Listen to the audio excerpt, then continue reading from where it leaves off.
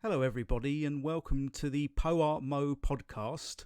This podcast is run by the co-founders of Auroras and Blossoms, Sandrine Marwar and David Ellis.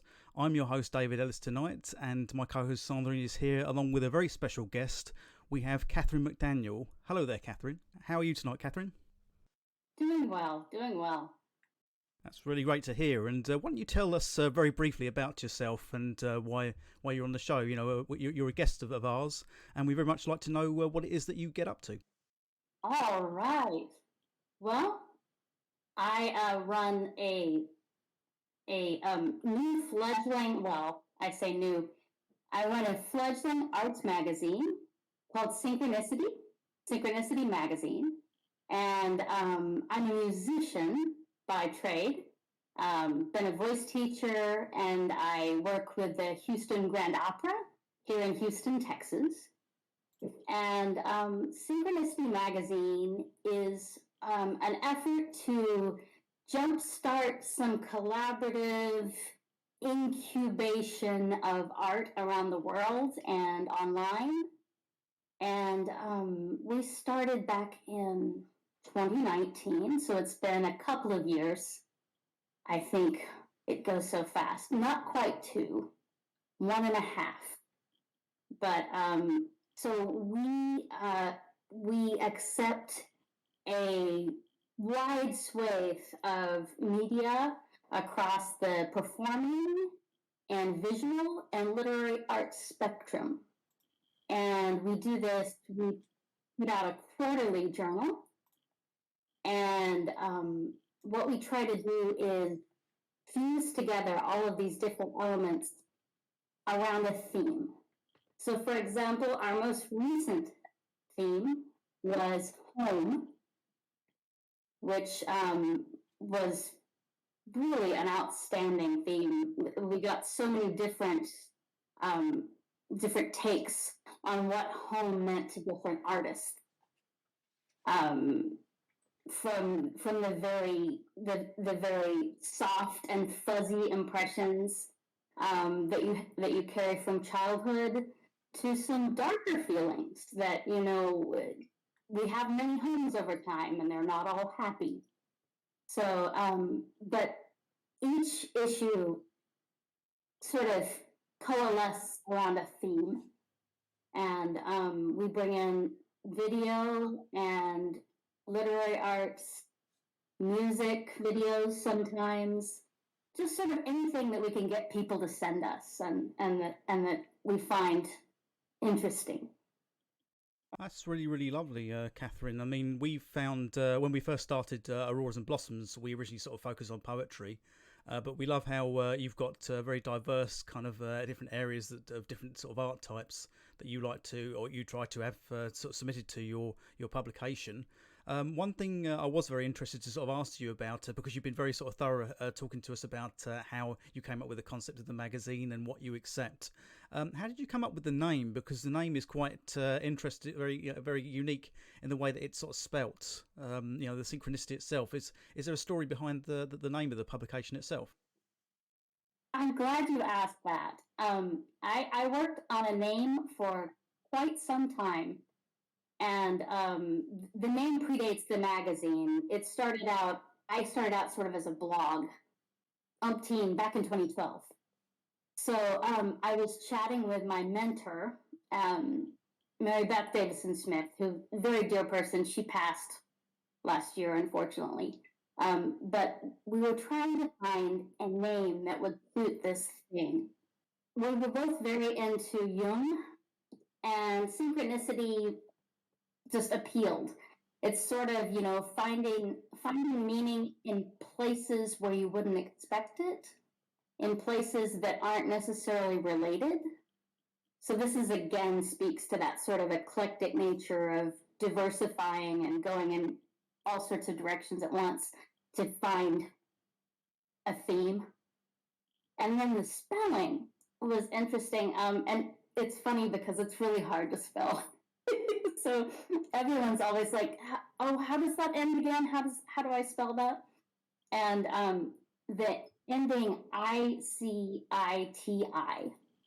kind of has a feeling of city, of community, of sort of a group feeling, which I think that's what synchronicity is moving towards over time, is to bring in individual artists into a community based organization, community based magazine, and whatever happens next, whatever projects we get into. I find that fascinating. Honestly, there's so much that the name of a magazine or a book or something can reveal.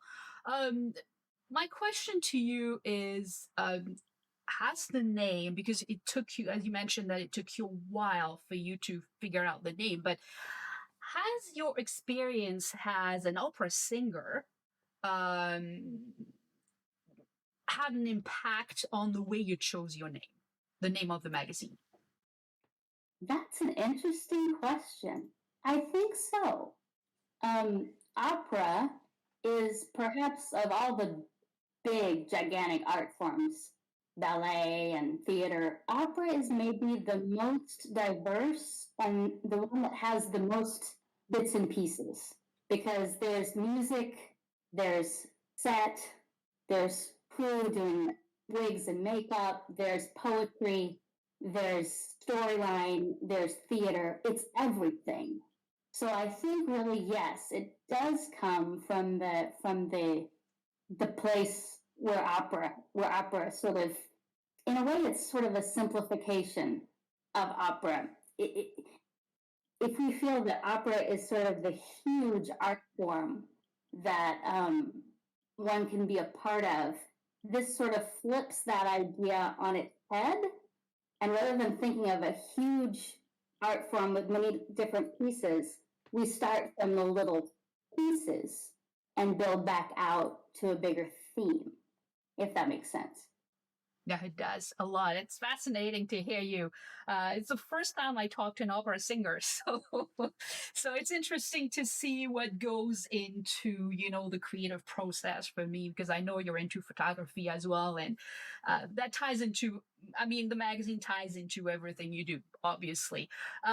So, what is your favorite part about creating the magazine?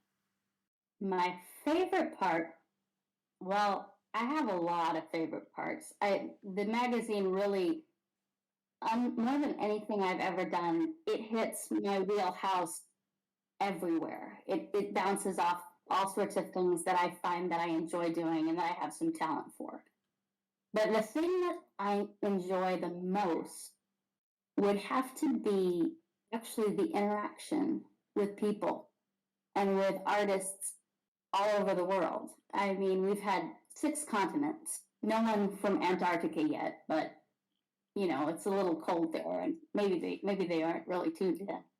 But it's so much fun to get to see how other people see a theme or whatever they're working on or what their process is, because we're all so different, but yet we all have sameness. We all have points of similarity, which is amazing to find that someone on the other side of the world has an idea that you've sort of flirted with before. That's really, really amazing. We're absolutely floored by what you're saying there, Catherine. And we've tried to sort of come up with universal sort of themes and prompts and other kind of genre sort of things that will actually be very relevant to a wide or broad variety of people and audiences across the world ourselves. We are actually featured, aren't we? I think in your home issue that only just came out a few days ago. Regarding Synkroniciti. And what I wanted to ask you actually now was, is your current issue that you're looking for submissions for, was the theme to do with birds? I can't remember off the top of my head, but I just wanted to know if you could tell us more about the current submission theme that you're looking for your current submissions. Absolutely. And I'm so grateful to you guys for being a part of Home. It was beautiful. It's just so much fun to get input from other people who have you guys are kind of special because you've also done a magazine and this, and it's very special to have that kind of energy come back at me. Um, so our new issue, which will come out September 1st, is based on the theme is birds. And what we're interested in is really people's connotations around that theme of birds. What do you think of? What do you see when you think of a bird? Because if you go back into ancient cultures, you'll find a lot of iconography and a lot of stories about birds. And birds are seen as messengers. They're seen as aids to the spirit realm. They're seen sort of as souls that inhabit earth, air, and water. So there's a lot of interesting interplay around that. And it's not so important that the submission focus, like, here's a bird, here's a picture of a bird, or here's a story about a bird. It's quite enough to have that glancing bird come into the story from a side angle. That's quite enough to add to that theme and explore it without necessarily putting a bird under a microscope and drawing beaks and feathers. It gives a lot of options to people, and it must be fascinating to try to have that theme, because as you said, you've received submissions from 6 continents, and the variety, I don't know if you've started receiving submissions already for that issue, but the variety must be crazy considering the diversity of birds around the world. So I'm sure it must be an exciting thing when you start a new theme. I can't remember how many issues you've released already in 2.5 years, but do you get people to submit to you over and over, or do you get new submissions every time? And how is the process for you? How different is it each time you put out a theme? That's a great question. Yes, we have a group of artists that return over and over again, and we have one poet, Jonathan Yung Khan's fantastic poet out of California, and he started with us on the 2nd issue, and we're going into issue 9, and he hasn't missed anything except the first one, and he didn't know about us yet. So we are just thrilled that so many artists come back, and I never know when I put out a theme. I never know what's going to come back in, and that goes as far as I don't know how literal or figurative people are going to take the theme. I also don't know if I'm going to get a bunch of familiar faces or if I'm going to get a bunch of new faces. It's different every time. I never know what to expect. I don't think we've had any issues where we haven't had anyone return. There's always been somebody John, if no one else, but there's always somebody who's done it before. But we get a lot of new people too. Well, how do you put out the word, Katherine, to your people out there? I mean, do you tend to use different forms of social media a lot to put it out there, or do you email a lot of people? You know, what is your sort of process for letting people know that there's a brand new issue available out there for submissions? And where kind of you sort of frequent, and where do you put the message out? In relation to that particular issue and its submissions. That's been a very interesting thing to figure out. The very first issue, and pretty much just the first issue, it was heavily people I know. And I have a lot of artist friends here in Houston. And so I think probably 99% of that issue was people I already knew. Now, I wanted to get the word out, and it took me a little while, trial and error, but I found that the Facebook messaging boards for open calls are fantastic. There's a lot of great artists who are really paying attention and they're looking for things that set their minds going. And we try to do kind of a little ad campaign. We'll do a set of ads and put them on those message boards. And it's amazing the people who will send you things and just that you've never met, and they could be on a totally different continent, and here it comes. And a lot of times it's absolutely brilliant because someone who is looking to get out of their shell like that and who is that hungry, they've got something going mentally that will read. Okay. We know you have a series of workshops for this summer, and it's planned. Would you be able to tell us more about that? Absolutely. We're doing our first set of, it's a little short series. It's just 3 Sundays in a row in the month of July on the 11th, the 18th, and the 25th. 3-hour workshops, 3 to 6, that's Central Standard Time. So you kind of have to figure out from where you are what time that is for you. But they're via Zoom. I'm going to be actually presenting, it's called Summer in Japanese Poetic Forms. And we're going to spend the first one, we will be working with haiku, and the second, tanka, and the third, renga. And so that's sort of, those forms are all interrelated, and they have some shared history, which will help us build from the haiku, which is the most familiar, and is a small form, the renga, which is actually a collaborative form that includes, if you know tanka and renga, you can see the pieces of those in tanka and if you know tanka and haiku, you can see the pieces of those in the renga. And our goal at the end of that third day is to write some rengas back and forth across Zoom to each other. That's fascinating. That's going to be interesting. Haiku being my favorite poetry form. Ooh.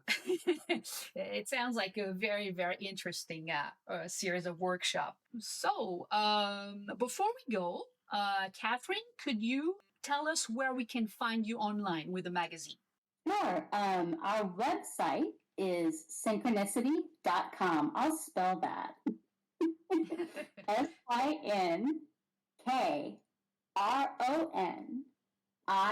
SYNKRONICITI.com. And that I love that spelling, but I have to spell it out a lot. And you can also find us on Facebook and Instagram. Synchronicity should get you there. Again, the same SYNKRONICITI. I need to make a song, I think.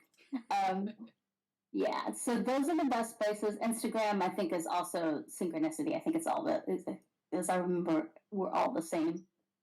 But yeah, that's the best place to find us is really on the website and on Facebook. Instagram too. Okay, that is perfect. Katherine, thank you so much for being with us today. We really enjoyed this conversation with you, and we hope that the next issue looks just as beautiful as home. I mean, I looked at it; it's fantastic. I'm not saying it because I want to make you happy. I'm just saying it because it's fantastic. A lot of work went into that issue, just like anything you've been doing online. Everything screams quality when it comes to your work. So I am honored that you spent some time with us today. Thank you so much. Thank you, Sandrine and David. I too find this, it's just an honor to talk and speak with other artists who find this whole thing so wonderful and uplifting. I know what you mean about a lot of darkness out there, and it's just wonderful to find people who are also interested in promoting some of the wonder and the joy and the beauty, and not just being, down in the dumps and a little emo. And it's wonderful to talk to you today. I really enjoyed it, and I I can't believe we both started around the same time. Really, June 2019 is when we started working on our first issue. So it's just kind of shocking to me. That's such a short time, and look at all the things that are happening. So I'm thrilled for you guys, and I'm thrilled to be here and talk to you. Thank you. That's really, really nice of you to say so, Katherine. Thank you very much. Well, guys, thank you so much for being with us today. We thank you again for being here. Have a fantastic weekend, and we'll talk to you again very soon. Bye. Thank you, everybody. Goodbye.